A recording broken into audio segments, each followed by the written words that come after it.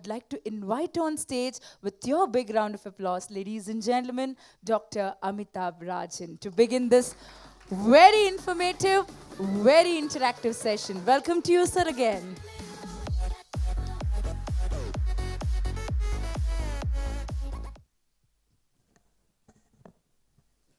I'll speak on the strength of my experience as Investment Commissioner of Maharashtra for 5 years, a regulator for 2 years in the power sector, Enforcement Director India for a few years, and overall a student of financial history. I hold a PhD in jurisprudence, and I've worked on the modification of the Money Laundering Act in 2011. But I will not bore you with what I have done. I have come on a purpose, and the purpose is to talk sense for the future based on the evidence at present. In other words, I like to talk to the younger generation like you on the debates which are agitating the minds of investors, traders, entrepreneurs, and society at large. I'll be relevant. I'll speak on Fintech. And I have been speaking on Fintech at various places. For example, early this week, I spoke in NCR. It was a big gathering of 1,000 persons. But the topic there was 4.0 Industrial Revolution and consequences for financial management. That is on YouTube. You can see it. But here, which is the Brussels of the European Union in India, like all relevant activities get done here. If you read The Economist, which has come just now, it will say on Regutech, regulation of Fintech. All great minds are coming to Brussels to do things for better. If Brussels can think for the European Union and Atlantic at large, why can't we, for our country, do it? So my topic is very specific. My topic is on India. So I will be giving the problems which the entire society, entire generation is experiencing. It is a situation like what T.S. Eliot said in Wasteland. T.S. Eliot said, writing in 40s, that here is a situation in which the old is dead. But the problem is that new is not taking birth. It's a prolonged incubation situation. And under this situation, all sorts of forces are at work. I realized this in this NCR lecture also. They had called great minds, old people generally, to inaugurate. I was one of them. There were others. Problem was, to my horror, I discovered that they knew nothing on Fintech. Nothing. They were great technocrats, they bureaucrats, they thinkers, but limit. Because things have happened so fast that old institutions are not coping with it. To give illustrations in India, I'll give you some live example where things are not solved and problems are getting agitated. And my argument ultimately will be, I'll stick to my time, and argument ultimately will be that there has to be a sense of urgency. There has to be a talking discourse session like this, with an open mind, not with an agenda. Now, which are the problems which this country faces? First one out is the attitude towards putting investment money in the fintech sector. Particularly, fintech is a huge, is a sea in itself, but within the sea, there are certain currents, particularly the new ones, there's a problem. Why there's a problem, I'll come to it. And I will not only give my views, I'll also give the views of the thinkers of the world who are thinking on it and agitating intellectually in a different way. Blockchain. I don't know how this idea has stuck to the minds of the journalists that Bitcoin is equal to blockchain. It is the gravest error, and it is creating a number of problems, leading to a Supreme Court case, which has just been concluded in January, and we are awaiting the results. But judgments by the courts on new technology are not always satisfactory, to speak properly. You have had the Aadhaar card privacy sort of a situation in which bulky scholarly judgments are given, but they are kept like Bhagavad Gita somewhere aside. The world in reality is much different. Now, in robotics, particularly the software part of it, trade is a big issue, and if you see we're not supposed to speak on statistics. So I will tell you basically that the competition between China and India on software purchase, handling, trade, negotiation is different. There's another scenario, the last one. While we are talking about the prospects of this, that, and the other, there are countries which are going ahead. They are not telling you. For example, even in China, blockchain technology has gone beyond disputes, and they have taken a channel. Our Reserve Bank of India has also given a thought. First, there was an initial 2016, there was a committee set up. 2018, they gave a report, which basically said, we basically gave a regulatory spectrum. Will be light, soft, hard, etc. And then the matrix was put, and somehow direction was given. It was not only the Reserve Bank, everybody thought, and it mattered. Then there was an interministerial committee set up under Subhash Garg. And it is voluminous, 120 page. It's on net, you can read it. It talks of a softer stance. So the stands are getting diluted, but the time taken in all this is so much that a thing goes in geometric progression and we are moving in arithmetic progression. This is the situation. Now, coming to the issues and then thinkers. The key word is disruption and disintermediation. Now, you're in finance, you know. Disruption the concept of disruption had more or less been solved globally and accepted. If you see the concept of 4.0 IR,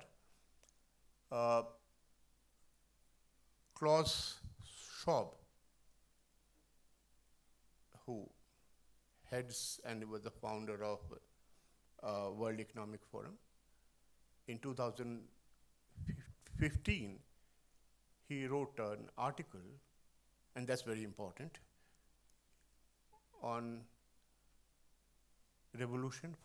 on the fourth industrial revolution in a journal called Foreign Affairs.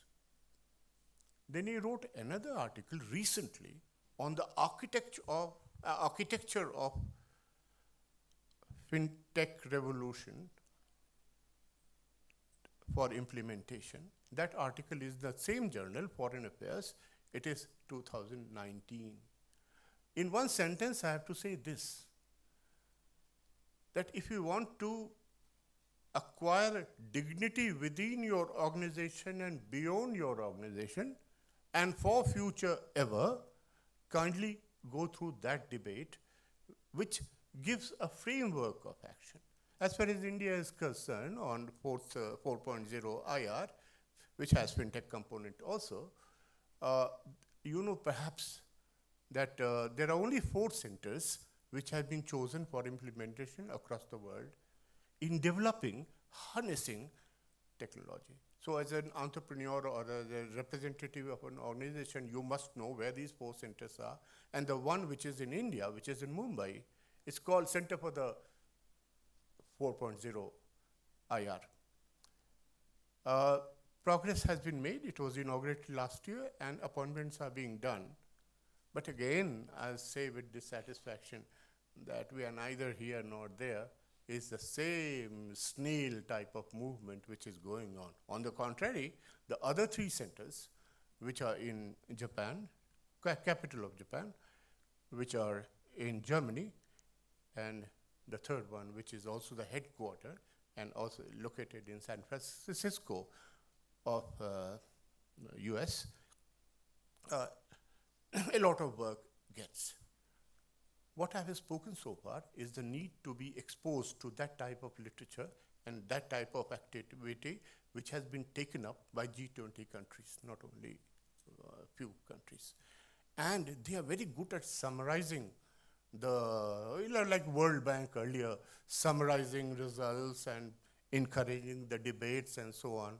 So even if you have a desk to handle or an organization to go, it's better not to be in the pond, but be in a river, because things are having fast. And you can get your ideas of, it's a huge field, so you have to disaggregate what to do and what not to do.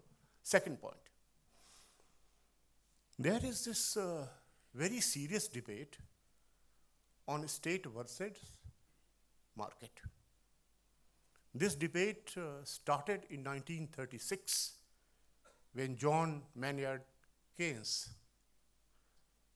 had a debate with a very solid philosopher, von Hayek, on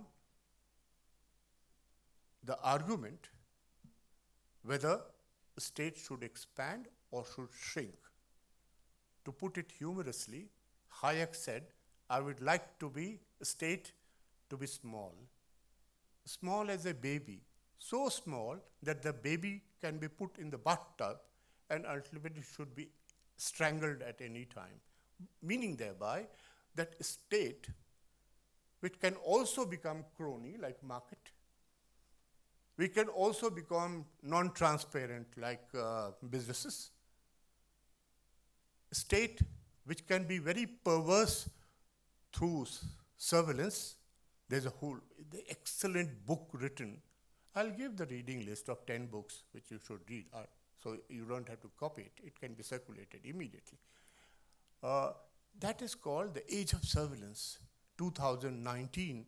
The book is a fat book written by a senior Harvard thinker. That book deals with the dystopian aspect, Orwell and how state strangles. It will help you understand the privacy debate in expanding activity, which is very important, even in other countries.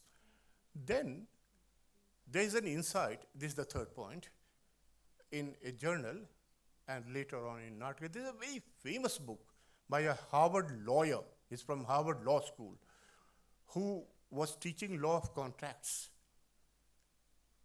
And he was a very powerful speaker. There's a speech by him in Australia, and there's a book also. You go to Atlantic countries, anywhere this is referred. So this has to be read. It's a list which I will give, which talks of the bogey of cryptocurrency type of arguments, saying that cryptocurrencies, I'm not saying blockchains, cryptocurrencies are good because they are fast, revolutionary way, they are fast, they are transparent, cannot be hacked, they are decentralized, so good. But forgetting the other side, which is in public interest, and he defines public interest. Public defined interest is like a play word, like socialism, anything can be said. Question for our generation, your generation, is to decipher between the bad and the good. And that book is very good. And later on he says that while I'm arguing about in favor of regulation, I'm also critical of the worst form the state has taken. So it's a very balanced book on legal philosophy, which if you learn, if you read, it's 2017 it came up, 2019. It's a bestseller all over there. That also should be taken into account. And his speech, which he gave in Australia, 1 hour speech, you can anytime see it while you are moving in traffic or anyway. It will help you. It will expand your horizon. Then about the project management side, there is a book by an Indian who is in Singapore who talks about why tech projects fail, and he takes an organizational view of the company structure. It is not necessary that the big countries, big entities will do always better in frontline areas. And he has given a management thought which will help you manage projects better. And he touches the topics which we are discussing.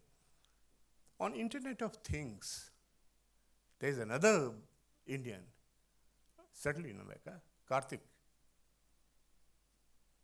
And he gave a Google talk. He's a professor again in Harvard. And he was dealing with digital, technology and all. He wrote a very good book on Internet of Things, trying to argue where Internet of Things can go wrong. And most important, he gave a talk in Google last year. Google talk is a very famous talk there, where non-technologists come and they argue. And he has said how much caution we should take in accepting the advice which vendors give us. Lot of knowledge which our youngsters are picking up, not you, is vendor driven. You are introduced a subject, introduced of the value of that technology, and then quietly, it is linked with the tacit business proposition. They also organize training programs. They are low cost. You will get a certificate. So in for me interview, a person comes for a job, he would have read all that. It's all wrong reading because it's a one-sided. Deconstruction, critical activity, which is necessary, will only come from research institutes. And last, I don't want to do injustice to others. On regulation, I spoke in 2017, where in Goa. And now I have to revise my opinion because a lot of developments have taken institutionally in the globe. You should be aware of this. There are some beautiful reports which have come and they are authentic. We have two concerns in this area. One is what will happen to the security, by which it is not just meant cyber security, it also meant data security. And each new module creates a sort of a situation where risks are of that nature. So it's a continuous battle between the ethic and the profit. Second is equally important, cost. And after all, in finance, we have to be cost effective. On these, therefore, we should realize that the thing doesn't go for pornography or money laundering type of situation. And we should also be considered about the cost. Two things I have to give my two views on this, and then I'll end. Cost consciousness is important for finance. No doubt we are paid to be cautious. And it's our public duty, personal duty, everything. Ethic is that. But remember, the management techniques have changed. There was the 2008 global financial crisis, about which you all know. And it taught us only one thing. The whole decade which is before us for analysis in financial management tells us one thing: regulation, regulation, regulation. Regulation is required. Now the question is what type of regulation? But that will depend on the type of technology. So this type of vision comes from through discussion. But those discussions have taken place between 2015 and now. 3 reports I will recommend, though I have not put in the list. One is the FATF report, Financial Action Task Force. They kept on discussing, and European Union always takes a lot of time because they are judges and experts, and more than the business, they are more interested in the procedure perfectness, and all fine. But that has come. So on Fintech, there is a matter of 17 pages, well churned out, which you can see on internet. FATF if you type and Fintech if you type, you will get it straight. It is with a lot of wisdom. I have participated on behalf of India in these discussions.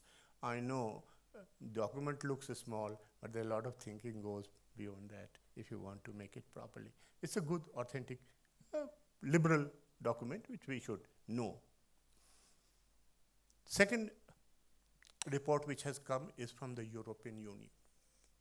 European Union finally has taken position on blockchain. Finally.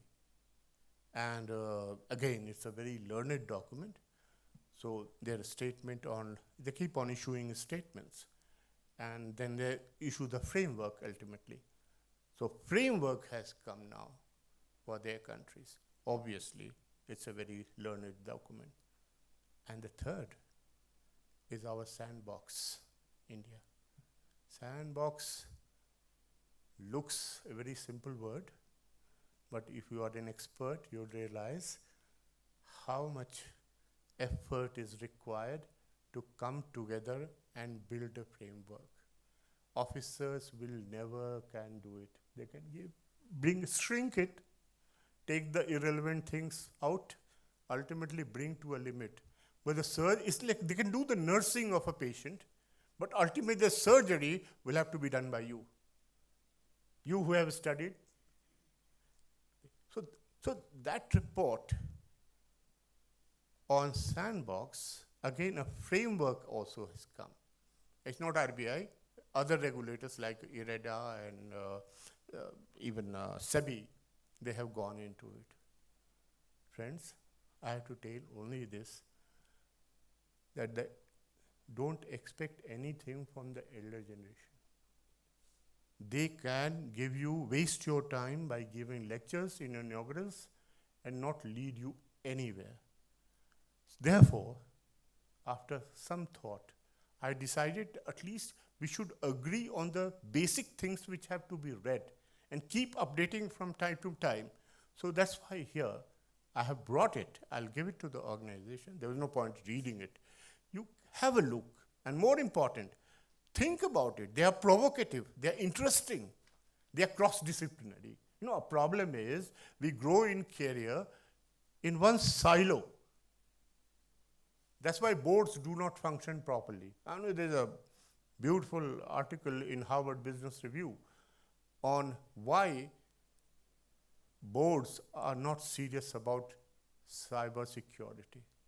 There's a Harvard Business Review article, 2018. Reason is I have been in boards many times. I'm still there elsewhere also. I'm in touch with the circuit, which is in board. The CFO is given mostly a greater importance than the CTO. So this discourse can only take place when the mind is not stressed. We all talk of discourse ethics in philosophy. These are meaningless in practice if the due status is not given. And there's so many barriers in organizations, disciplinary barriers, age barriers, particularly age barriers. a younger person is supposed to be less in everything, which is not. And whenever I am asked how India is doing, I say India is doing well, but it doesn't mean that the government of India is doing well. It only means the younger generation, which has grown on the strength of equality of opportunity and some amount of fairness which has also crept in because of the competition, is doing well, surviving, and the older generation increasingly is creating lesser problems for them, so there is a future. But the development here will not be GDP or whatever, statistics of various kinds. Of course, data has to be reliable. But it will be when your minds are agitated, you are at a level which is senior. Then you can mentor others, you can also give advice. And if advice is not listened to, go your own way, find your own solution. Buddha said, be thy own light. Read these books. You know, don't have time, I know. But avoid newspaper. It will only generate heat in your mind, not light. Light will come from the top thinkers. What I have done in one sentence today is to bring you closer to the intellectuals. Thank you.